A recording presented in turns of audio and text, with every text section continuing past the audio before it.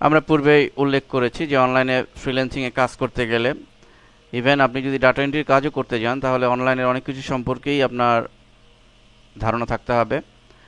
তো এমনই একটি বিষয় হচ্ছে গুগল স্প্রেডশিট বা গুগল ডক্স। লক্ষ্য করুন, আমি একটি জবে এখানে ক্লায়েন্ট সেটিই চেয়েছে যে I need someone to transfer data from Excel to Google spreadsheet. Google স্প্রেডশিটের ডাটাকে ট্রান্সফার করতে হবে এক্সেল থেকে, এবং লাস্টে এই কথাটি বলে দিয়েছে যে experience with Google spreadsheet is a plus, অর্থাৎ গুগল স্প্রেডশিটের উপর এক্সপিরিয়েন্স এটি এডিশনাল যোগ্যতা হিসেবে ট্রিট হবে। এই ধরনের অনেক কাজ আপনি দেখতে পাবেন ওডেস্কে freelancer.com-এ, যে গুগল স্প্রেডশিটের বা গুগল ডক্সের।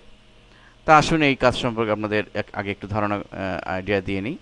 তা আমরা লক্ষ্য করুন, এখানে একটি ইন্টারফেস দেখতে পাচ্ছি, আনটাইটেল ডকুমেন্ট লেখা। আপনাদের হয়তো মনে হবে যে এটি বোধহয় আমি এমএস ওয়ার্ড খুলে ওপেন করেছি বা এমএস ওয়ার্ডে কাজ করছি। বিষয়টি কিন্তু এরকম না। যদিও এমএস ওয়ার্ড বা মাইক্রোসফট ওয়ার্ডের মতোই এই ইন্টারফেসটি দেখতে, file menu, edit menu, view menu, insert, কিন্তু এটি কিন্তু আসলে গুগল ডক্স। এটি গুগলের একটি সার্ভিস। মাইক্রোসফটের যেমন অফিস অ্যাপ্লিকেশনের উপর অফিস প্যাকেজ রয়েছে, সেখানে মাইক্রোসফট ওয়ার্ড, মাইক্রোসফট এক্সেল বা মাইক্রোসফট পাওয়ার পয়েন্ট ঠিক গুগলেরই অনলাইনে কাজ করার জন্য। এর ডিফারেন্স হচ্ছে এটি অনলাইনে আপনি কাজ করতে পারবেন, অনলাইনে সেভ করতে পারবেন। তো এটি গুগলের একটি অ্যাপ্লিকেশন। ঠিক একইভাবে মাইক্রোসফটের মতোই এই গুগলের এটি গুগল ডক্স এবং স্প্রেডশিট, এক্সেলের জন্য হচ্ছে গুগল স্প্রেডশিট। তো এখানে কাজ করার জন্য আমরা ওয়ার্ডে যেমন কাজ করব সেইখানেও আমরা তাই করতে পারবো। লাইক আমি লিখছি, দেখুন যে আলহেরা মাল্টিমিডিয়া, এবং আমি ইচ্ছে করলে এটিকে সিলেক্ট করে এটি ফন্ট চেঞ্জ করতে পারবো, আমি ইচ্ছে করলে বোল্ড করতে পারবো, আমি আন্ডারলাইন করতে পারবো। অর্থাৎ মাইক্রোসফট ওয়ার্ড যারা জানেন তারা স্প্রেডশিটে কমফোর্টলি কাজ করতে পারবেন। এবং আমি এখানে এন্টার দিয়ে কাজ করতে পারবো। এটি ফরম্যাট আরও ফরম্যাট করতে পারবো, বিভিন্ন ধরনের ফরম্যাটিংয়ের অপশন রয়েছে। এবং এখানে ইনসার্টে গিয়ে আমি ইনসার্টের বিভিন্ন ইমেজ ইনসার্ট করতে পারবো। লাইক আমি যদি একটা ইমেজ ইনসার্ট করতে চাই, আমি একটা ইমেজ ইনসার্ট করছি, এবং এখানে choose an image to upload, এবং এখান থেকে আমি ধরি সাকসেস বেবি, এই ইমেজটি ওপেন করছি, আপলোডিং হচ্ছে।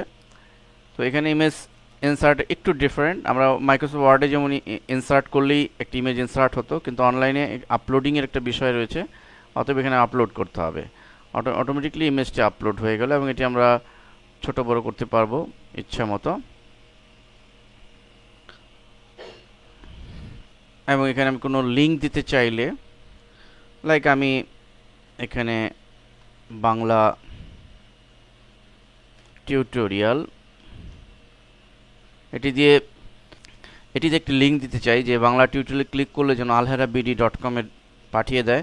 এটি সিলেক্ট করে ইনসার্টে চলে যাব, এবং লিঙ্ক এখানে ইউআরএল দিতে হবে যে alherabd.com। ওকে, তাহলে এটি বিষয়টা দ্বারা এটি লিঙ্ক হয়ে গেল, অর্থাৎ এখানে কেউ ক্লিক করলে alherabd.com-এ পাঠিয়ে দিবে। এবং ইচ্ছে করলে আমি এখানে কপি পেস্ট সব অপশনই রয়েছে, আমি এখানে সিলেক্ট করে কপি করতে পারবো। রিপ্লেস, ফাইন্ড অ্যান্ড রিপ্লেসের কমান্ড রয়েছে, ফরম্যাটিংয়ের কমান্ড রয়েছে, টুলসে যে কতটি ওয়ার্ড আছে, টেবিল ক্রিয়েট করতে পারবো। লাইক আমি একটি টেবিল করতে চাই, টেবিল মেনুতে যাব, ইনসার্ট টেবিল, ধরুন আমি 2x2 কলাম বিশিষ্ট টেবিল, একটি টেবিল ক্রিয়েট হয়ে গেল। অর্থাৎ এক্স্যাক্ট মাইক্রোসফট ওয়ার্ডের যে কমান্ডগুলো প্রায় সেম কমান্ডই এখানে রয়েছে, ইজিলি আপনারা এটি করতে পারবেন। এবং এটি সম্পর্কে যারা ফ্রিল্যান্সিংয়ে ডাটা এন্ট্রি কাজ করতে চান, এই গুগল ডক্স এবং স্প্রেডশিট সম্পর্কে ধারণা থাকা প্রয়োজন রয়েছে, তাহলে আপনারা অনেক কাজই বিট করতে পারবেন। ঠিক এবং এটি যদি আমরা সেভ করতে চাই, ফাইলে যে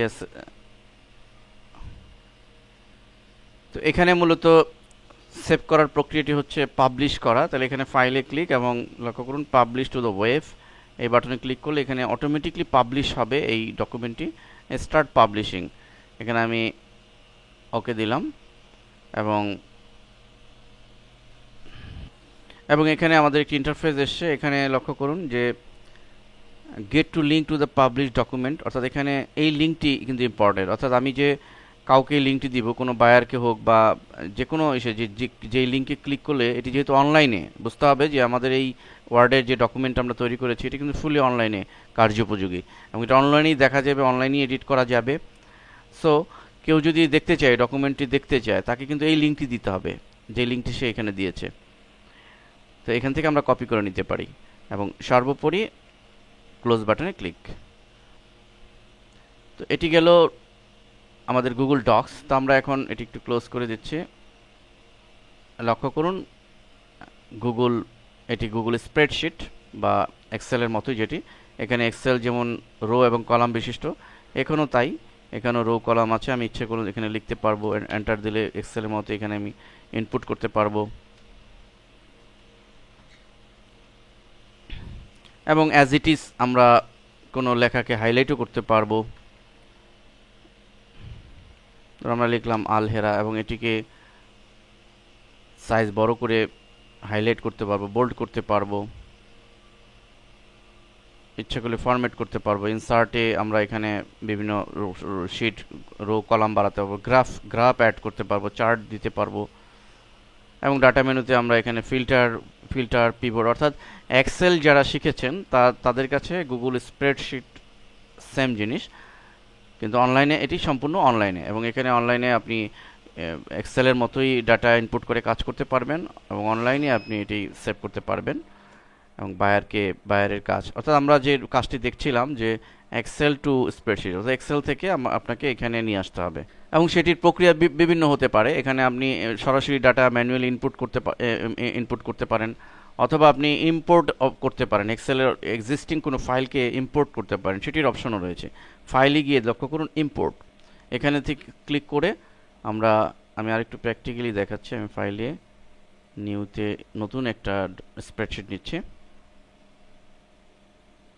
ফুললি ফ্রেশ একটা পেজ, এবং আমি ধরুন আমি একটি পেজ ইম্পোর্ট করব। ফাইলে গিয়ে ইম্পোর্ট, এবং এখানে আপলোড ফাইল, এখানে যে সমস্ত ফরম্যাট এক্সেল এসএক্স, ওডেক্স, সিএসভি, এই সমস্ত ফরম্যাটের ফাইলকে ইম্পোর্ট করা যাবে।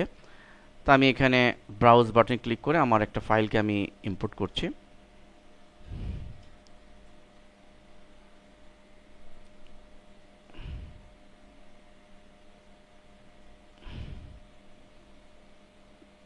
ধরুন ব্লক কমেন্টস, এটির উপরে এক্সেল আমার একটা ফাইল আছে, আমি ওপেন দিলাম, এবং এটি ডিফল্ট সেটিং করা আছে ক্রিয়েট নিউ স্প্রেডশিট, এবং ইম্পোর্ট বাটনে ক্লিক।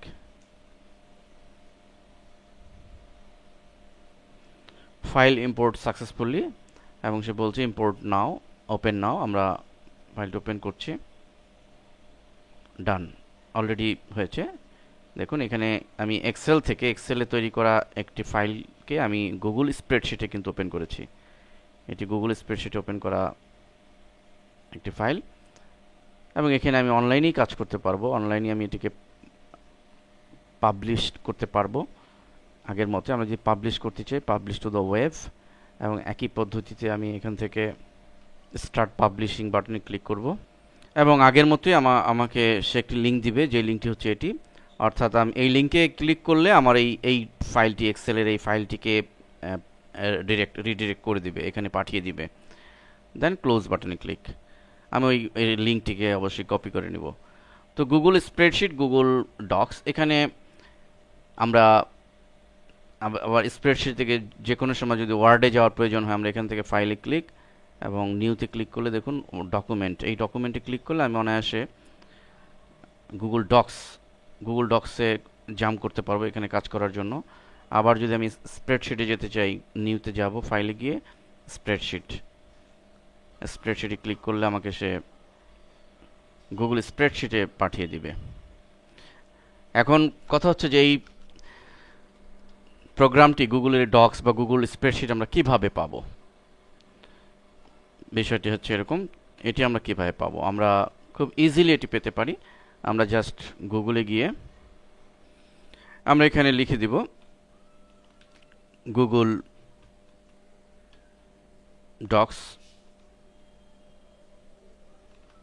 ডক্স লিখে যদি সার্চ দিই, প্রথমেই দেখুন docs.google.com, অর্থাৎ এই গুগলের, এখানে আমাকে সাইন ইন করতে হবে। আমার যে কোনো একটি আইডি দিয়ে, জিমেইল আইডি দিয়ে। ফলে আমার এখানে সে মূলত এক্সিস্টিং আমার যে সমস্ত আগের তৈরি করা কোনো ডকুমেন্ট আছে সেটি শো করবে। এখানে যেমন আগের তৈরি করা আমার ব্লক কমেন্টিং, এটি একটি গুগল ডক্সের ফাইল, সেটি এক্সেলের স্প্রেডশিট। এখানে ডকুমেন্ট হচ্ছে এটি, আমাকে ডকুমেন্টে পাঠিয়ে দিবে এই ফাইলটি, এবং আমি ইচ্ছে করলে নিউতে গিয়ে আমি স্প্রেডশিটে যদি যেতে চাই, গুগল স্প্রেডশিটে যেতে পারবো। ধন্যবাদ সবাইকে।